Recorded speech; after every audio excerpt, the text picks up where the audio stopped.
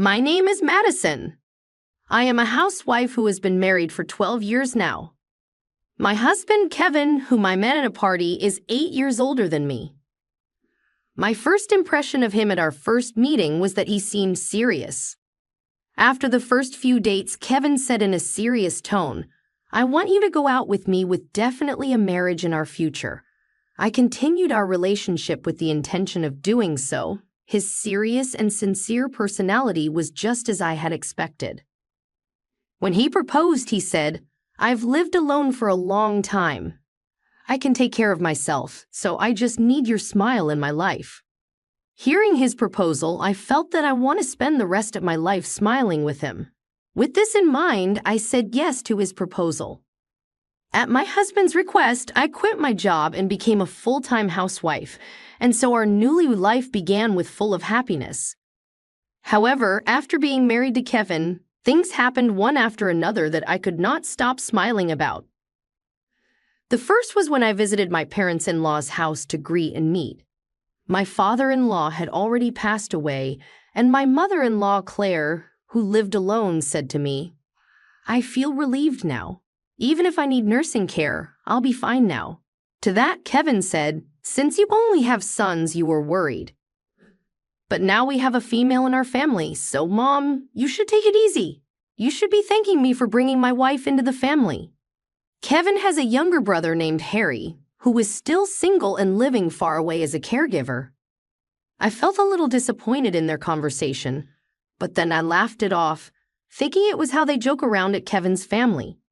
Kevin was a teacher working from early in the morning until late at night and also advising club activities on the weekends, so he was often away from home on weekends. At my husband's request, I quit my job when we got married and became a full-time housewife. I thought that supporting my husband, who worked hard at his job, was what made me happy. Looking back at the situation and thinking about it, I was young. Eventually, I became pregnant with our first child, William. It should have been a joyous occasion, but my husband didn't like the fact that in the early stages of pregnancy, I was constantly flying down. In a very cynical voice, he said, "It's nice to sleep as much as you want every day, huh? There's still laundry to do. You better get it done." I am not sleeping in because I want to. I am pregnant, so that is why I am sleepy and sleeping. So why do I have to listen to your sarcastic comments about it? Besides, I thought you said you can take care of yourself and can do your own laundry. What did you say? You're sitting at home while I'm out working, and now you want me to do the laundry. You said you could do it on your own when you proposed to me, you liar. We would get into such fights that I would run away from home, but Kevin did not bother to chase me or stop me from leaving the house. Also, Claire, my mother-in-law, was troubling me. When I planned to go on a trip with my own parents while I still can before giving birth, Claire said, "Take care and have fun." When she said this, she was smiling, but as soon as she found out that the destination where we were going was a luxury hotel which Claire wanted to go, she asked me, "Why don't you prioritize Kevin and me for this kind of trip? In fact, why didn't you take me? You have no common sense at all, do you?" Over a letter where she wrote 5 pages of it fully written. When I talked to my husband about it, he said, "It's your fault for neglecting my mother. I'm taking care of your living expenses and I am supporting you, so you should have the common sense to give the priority to my parents." What is he saying? Besides, this trip was planned by my parents for our family from the very beginning. So I wrote back to Claire about it. Because of this incident, this led to both Kevin and his mother becoming more and more mean to me. And when my stomach was getting bigger, I worked on the farm and wiped the floors with rags until the due date because being pregnant is not being sick in bed. Don't spoil her just because she is in the last month of pregnancy. My husband, who took Claire's side, told me, "You deserve this because you were slacking off from your household chores just because you got married to me. Doesn't mean that you can be slacking off and doing nothing." When I was resting because my back hurt due to being pregnant, as he said this, Kevin made me crawl on all fours on the floor of the house and sweep the floor with rags. Moreover, Kevin did not help me prepare for our child's birth at all. When my husband was relaxing at home on his occasional day off and I asked him if I could go shopping for supplies, he told me, "You have free time, so go on a weekday when you are free.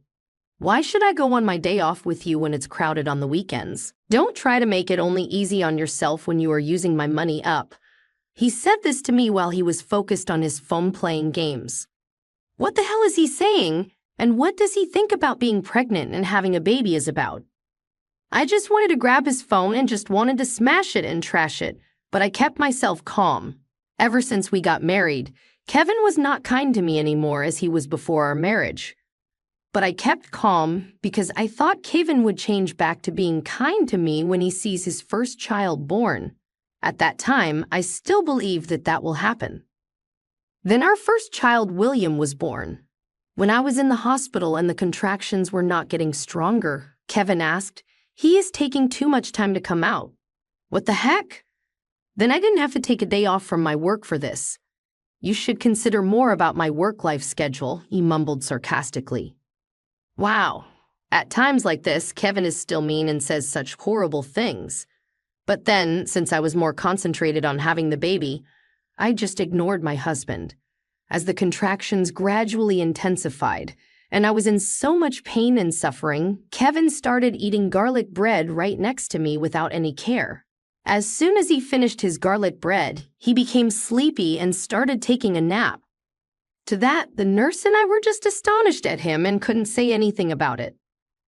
Anyways, Kevin was there to witness the birth of William, and he even got to experience cutting the umbilical cord. Kevin became teary-eyed as he held William in his arms, and when I saw this, I forgot about how mean and horrible Kevin was and just felt happy and peaceful. But that was just for a moment because after that, Kevin immediately left the hospital to go to work. I thought to myself that he couldn't even take a day off for this. But then at night, he sent me a text over WhatsApp, which said, "I told my class that our baby was born." He said that he had told his class every detail of the experience of me being in labor to delivery. I thought to myself, if Kevin ever has surgery, I'll record the whole thing and spread it around. Since I was embarrassed by Kevin telling our sacred labor to his class, the thought crossed my mind for a moment. A few days later, Claire came to visit me at the hospital with Kevin, and she said something that was unforgettable to me. "Congratulations. This baby, who does he look like?" Of course, William looks like Kevin when he was a baby. You think so? Then there is no doubt about it, right? Huh? What does she mean by no doubt about it? I couldn't take it as anything other than there's no doubt that William is my husband's child. I thought, was it a mistake for my mother-in-law to have been born into this world?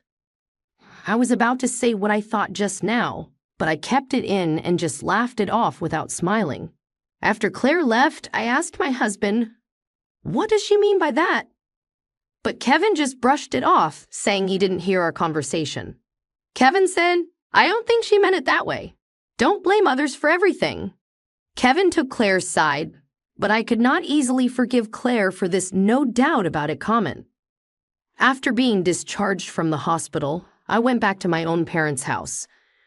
My parents' house was only a 20-minute drive from Kevin and my house, but Kevin only came to visit once every 3 to 4 days. Every time he visits and sees William, Kevin just said, "Oh, he is just sleeping," and then just eats a lot of my mother's cooking and leaves without saying a word. My parents were also bothered by my husband's almost total lack of interest in William.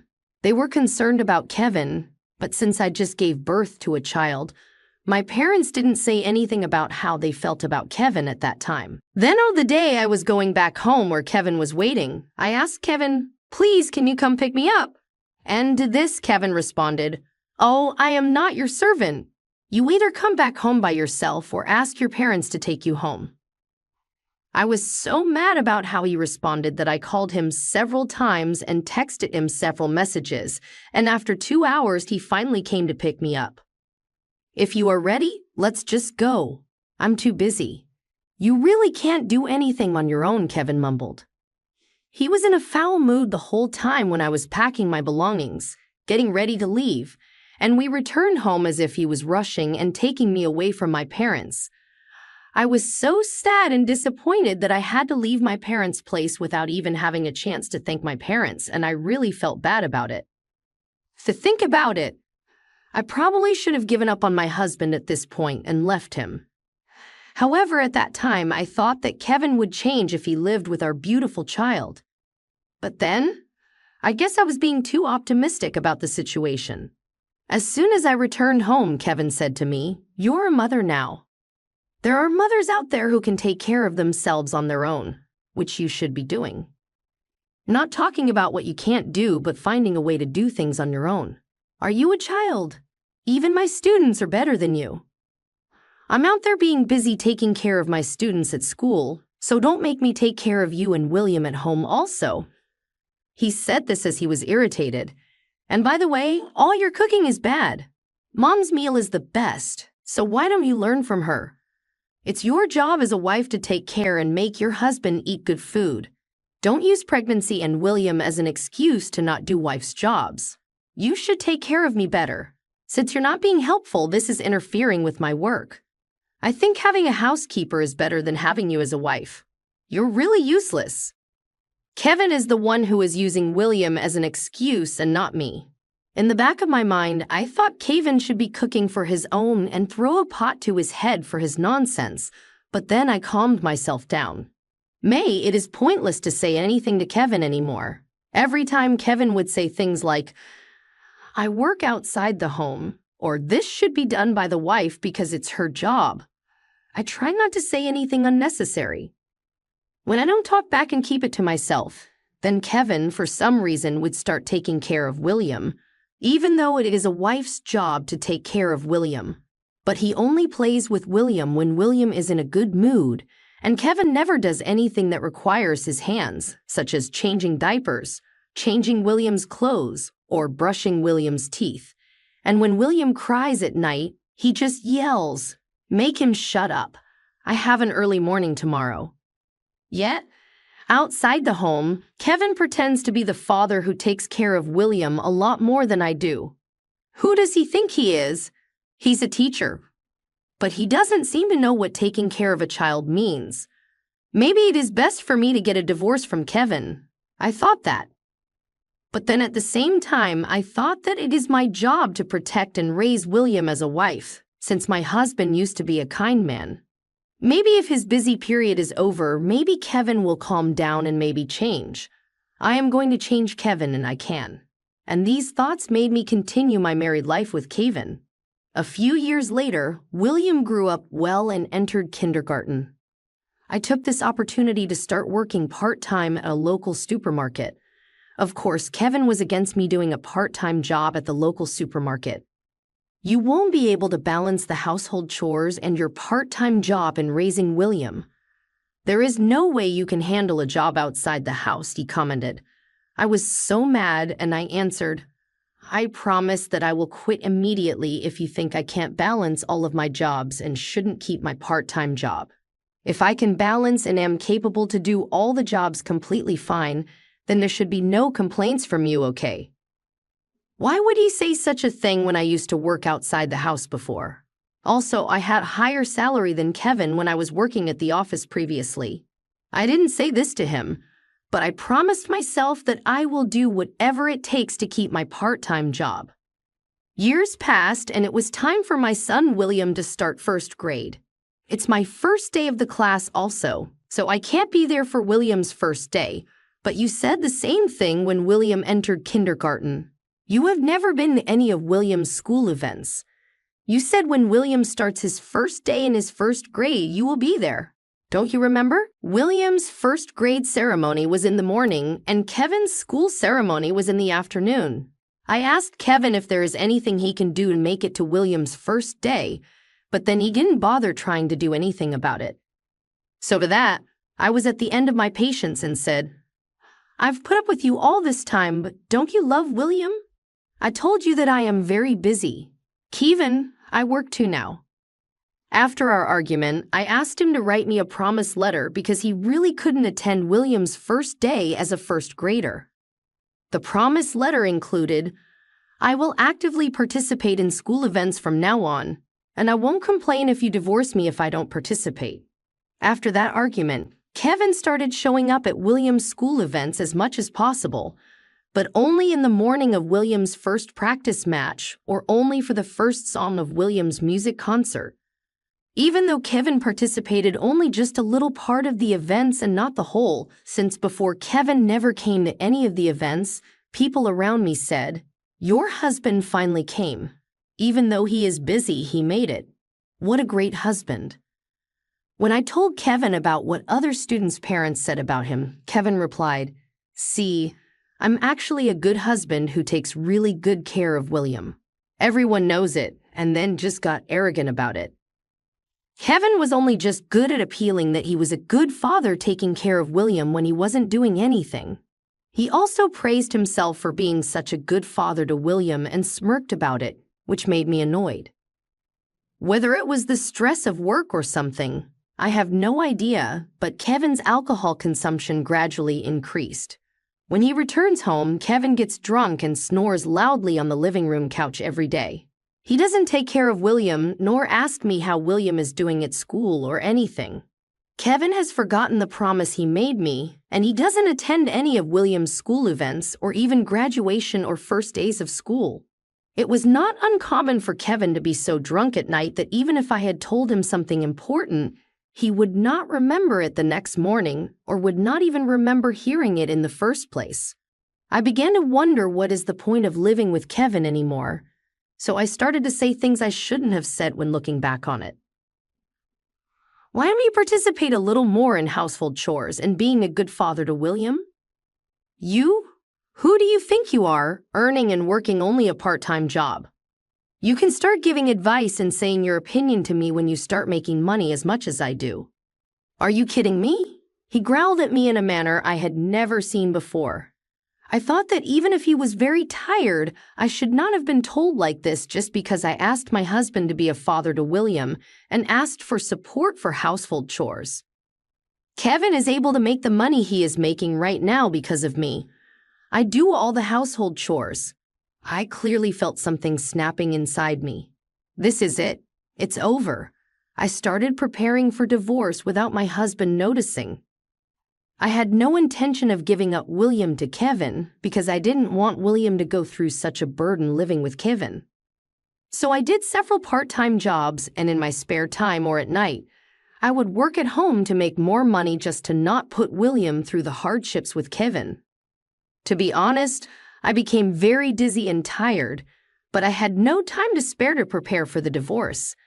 I continued to take care of the house as usual, even though I had several jobs now for Kevin not to notice. But I stopped ironing my husband's shirts. I don't care if he wore a crumpled shirt.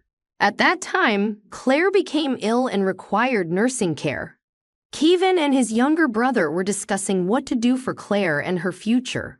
As I listened and heard their discussion, Kevin said, "I'm going to have you live at my mom's place and take care of her because she's your mother now too." He said this in a serious voice. What? Why? I have a job too.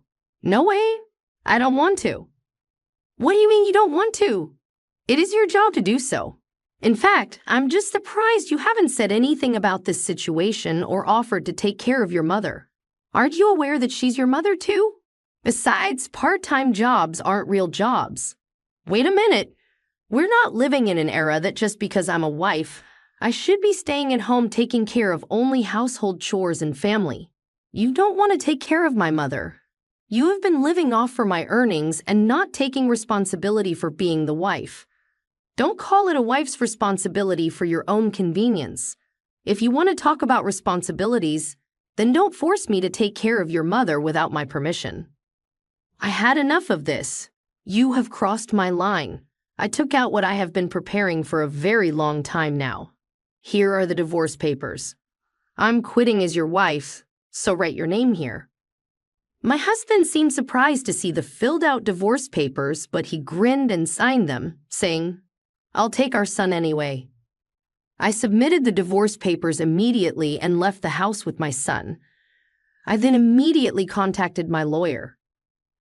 I asked my lawyer to contact my husband with the details I had already prepared in advance. Then I got a response from Kevin.